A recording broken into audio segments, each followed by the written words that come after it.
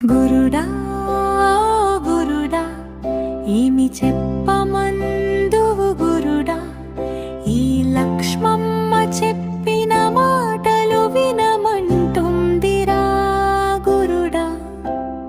లోకపాలకుని గూడ నెలకొలపుట భావ్యమ్మని,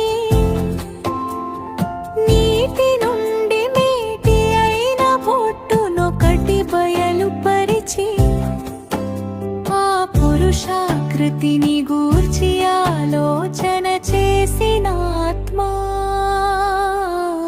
గురుడా గురుడా ఏమి చెప్పమందువు గురుడా, ఈ లక్ష్మమ్మ చెప్పిన మాటలు వినమంటుందిరా గురుడా. ఆ తపస్సునకు తప్పించి